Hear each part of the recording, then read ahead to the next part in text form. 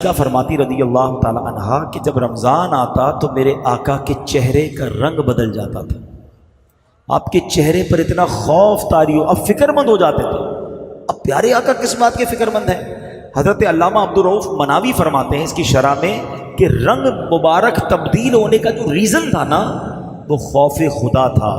آپ خوف فرماتے تھے کہ کہیں رمضان میں حق کے بندگی ادا کرنے میں کوئی کمی نہ رہ جائے. یہ کون ہے؟ اللہ کے حبیب ہیں. ان کا یہ عالم ہے کہ آپ کا رنگ بدل جاتا کہ کہیں رمضان میں اللہ کی عبادت میں کوئی کمی نہ رہ جائے. اور ہمارا عالم کیا ہے؟ پیسے کمانے میں کوئی کمی نہ رہ جائے. اور ہمارا حال یہ ہے کہ رمضان کو ہم نے فوڈ فیسٹیول بنا دیا. کچھ لوگوں نے فوڈ فیسٹیول بنا دیا، کھانے پینے کا مہینہ. کچھ لوگوں نے اسپورٹس فیسٹیول بنا دیا، کھیل کود کا مہینہ. اور کچھ لوگوں نے کمائی کرنے کا بزنس فیسٹیول بنا دیا کہ پیسے کمانے کا مہینہ. اور چوتھی قسم بھی ایک ہے، شاپنگ کا مہینہ. توبہ توبہ، کوئی تو کہے عبادت کا مہینہ ہے. چار دوست ملتے ہیں، کہتے ہیں یار آج کدھر افطار کرنا ہے، آج شہری میں کدھر چلنا ہے، آج رات کہاں گھومنا پھرنا ہے. ارے کیا ایسا نہیں ہو سکتا کہ چار دوست مل کر کہیں کہ آج تراویح کہاں پڑھنی ہے، رات کو بیٹھ کر تلاوت کدھر کرنی ہے؟ یار کہیں ذکر اللہ کی محفل ہو تو وہیں چلتے ہیں، کہیں درس قرآن سننے چلتے ہیں، چلو یار اللہ کے گھر میں عبادت کرتے ہیں. یہ مہینہ عبادت کے لیے آیا ہے. ہر طرف بورڈ لگ جاتے ہیں، all you can eat, Ramzan offer burger, تو رمضان آفر فرائز، تو فلاں فلاں. مطلب ایسا لگتا ہے کہ مسلمان بیچاروں کو پورے سال میں ایک مہینہ کھانے کے لیے ملا ہے. یہ روزے کے لیے ملا ہے، یہ عبادت کے لیے ملا ہے. ہم کیوں ایسا کرتے ہیں؟ اچھا سائنٹیفکلی میں آپ کو ایک بات بتاؤں. اب تو خیر کہتے ہیں نا بہت ساری چیزیں سائنس سمجھا دیتی ہے. ہماری میمنی میں کہتے ہیں ہم کہ ہارے نہ مریے وارے مریے. کیا ہوتا ہے کہ پہلے لوگ کہتے تھے یار بیمار ہو تو طبیعت ڈاؤن ہو جاتی ہے روزوں میں، تو کمزوری بہت ہے اس لیے نہیں رکھتا. حالانکہ نبی پاک نے 1450 سال پہلے فرما دیا کہ روزہ رکھو صحت مند ہو جاؤ گے. اور آج جتنے ڈائٹسٹ جو ڈائٹ کرنے والے اور ڈاکٹرز ہیں اور سائنٹیفک لوگ ہیں، وہ سب کہتے ہیں کہ اگر آپ 14 سے 16 گھنٹے کی فاسٹنگ کریں تو آپ کی باڈی جو ہے اس کی بہت شاندار ریکوری شروع ہو جاتی ہے. آپ کا ڈائبٹک لیول ٹھیک ہو جاتا ہے، آپ کا کولیسٹرول ٹھیک ہو جاتا ہے، آپ کا وزن ٹھیک ہو جاتا ہے. آپ یقین کریں میں ایسے لوگوں کو جانتا ہوں کہ پورا سال اب 16 گھنٹے بھوکے رہتے ہیں. میں ایک صاحب کو ملا، وہ کہتے ہیں میں روز 16 گھنٹے بھوکے رہتا ہوں، میرا جسم بڑا فٹ ہو گیا. اور میں نے کہا اللہ کے بندے پھر روزہ ہی رکھ لیا کر.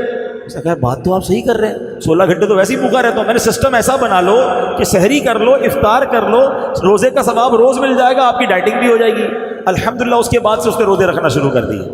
لیکن مجھے پتا چلا کہ میرے آقا نے تو پہلے ہی کہہ دیا تھا.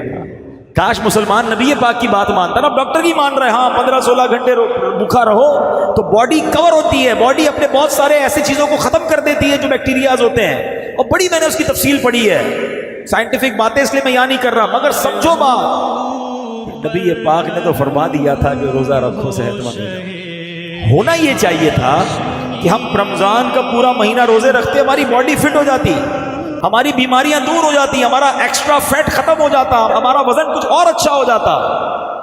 مگر ہم ایسے لوگوں کو بھی جانتے ہیں جن کا رمضان میں وزن بڑھ جاتا ہے. کیوں بھائی؟ کیونکہ باقی دنوں میں تو ہم 3 ٹائم کھاتے ہیں اور وہ لوگ رمضان میں 5 ٹائم کھاتے ہیں. 5 ٹائم کیسے کھاتے ہیں؟ اور بھائی ابھی تو افطار میں پہلے ڈٹ کر کھائیں گے، پورا دن بھوکا رہا تھا. سحری میں ڈٹ کر اس لیے کھائیں گے کہ پورا دن بھوکا رہنا ہے. تو 2 تو یہ ہو گئے. اب تراویح کے بعد پھر بھوک لگے گی، پھر کھانا ہے. رات کو دوستوں کے ساتھ 2 بجے پھر کھانا ہے. اتنا کھانا ہے تو حال کیا ہوگا باڈی کا؟ اور سارا تیل والا اور عجیب و غریب کھانا ہے. اس بار رمضان میں ایک اور ٹارگٹ لے لو کہ اپنی صحت بھی بہتر کروں گا. واقعی یہ موقع مل رہا ہے آپ کو کہ اگر آپ یہ فرائز اور اس طرح کی چیزیں جو آپ کی باڈی پر امپیکٹ کریٹ کرتی ہیں وہ نہ کریں. آپ دیکھیں رمضان میں ایک اور میں آپ کو اس کو کیلکولیٹ کرنے کے لیے بتا رہا ہوں کہ 8ویں 10ویں روزے سے آپ کو مسجد میں بہت سارے کھانسنے کی آوازیں شروع ہو جائیں گی. شروع کے 2-4 روزوں میں آپ کو کم آئیں گی، اس کے بعد تراویح میں ہر دوسرا آدمی کھانس رہا ہوگا. کیوں کھانس رہا ہوگا؟ افطار میں سموسہ گرم چاہیے اور شربت ٹھنڈا چاہیے. دونوں کی لڑائی افطار میں ایک ساتھ کرانی ہے. پھر گلا بھی تو پھر بولے گا نا، احتجاج کرے گا، تو گلے خراب ہو رہے ہوتے ہیں. پھر 10-12 رمضان کے بعد کوئی دوست ڈاکٹر بیٹھا ہو تو اس سے پوچھ لیجیے گا. پیٹ کے مریض زبردست کلینک پہ پہنچے ہوئے ہوتے ہیں، ڈرپیں لگ رہی ہوتی ہیں، ڈائریا ہو، وہ بھی دعا کرتے ہوں گے یا اللہ ہمارے رزق میں برکت دے. اب ہم کھا کے پہنچ رہے ہوتے ہیں وہاں پر، تو کیا عبادت کرو گے یار؟ اگر کھانے کے لیے رمضان آیا ہے تو کیسے تراویح میں دل لگے گا، کیسے عبادت میں دل لگے گا؟ فٹ رکھیں اپنے آپ کو، کھانا کم کھانا ہے. تاکہ آپ زیادہ عبادت کر سکیں. پیارے آقا فکر مند ہو جاتے, کلر تبدیل ہو جاتا. ہمارے کچھ لوگوں کا کھا کھا کے کلر تبدیل ہو جاتا ہے. پیارے دوستوں, آج کی اس ویڈیو میں ہم آپ کو بتائیں گے کہ رمضان المبارک کے مہینے میں ہمیں سحری کے اوقات میں دہی کھانا چاہیے یا نہیں. سحری میں دہی کھانے والے پہلے نبی کریم صلی اللہ علیہ وآلہ وسلم کا یہ فرمان لازمی سن لیں. پیارے دوستوں, سحری میں جو سب سے زیادہ چیز استعمال کی جاتی ہے وہ اچھی طرح سے آپ لوگ جانتے ہیں کہ دہی ہے. حضور اکرم صلی اللہ علیہ وآلہ وسلم کو دودھ بہت زیادہ پسند تھا. آپ صلی اللہ علیہ وآلہ وسلم اکثر اوقات دودھ تناول فرمایا کرتے تھے. حتیٰ کہ آپ کو بے شمار ایسی احادیث ملتی ہیں جس کے اندر دودھ پینے کے حوالے سے ارشاد بھی فرمایا گیا ہے.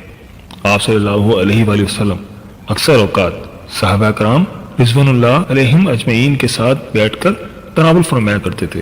اور دودھ سے بنی ہوئی چیزوں میں دہی وغیرہ کا استعمال ہم لوگوں کو دین سے, دنیا سے, حتیٰ کہ ہر جگہ سے اس کا حکم ملتا ہے, کیونکہ اس کے بے شمار فائدے ہیں. اس کا استعمال کرنے کے کیا کیا فائدے ہیں اور یہ آپ کی صحت کے لیے کس طرح بہترین ثابت ہوتا ہے. پیارے دوستوں, رمضان المبارک میں سحری کا جو کھانا ہے اس میں اگر ہم دہی کا استعمال نہ کھائیں تو یہ نامکمل تصور ہوتا ہے. لیکن اگر آپ کسی وجہ سے دہی نہیں کھا رہے تو خبردار ہو جائیں کہ آپ اس شاندار غذا سے اور اس کے فوائد سے محروم ہو رہے ہیں.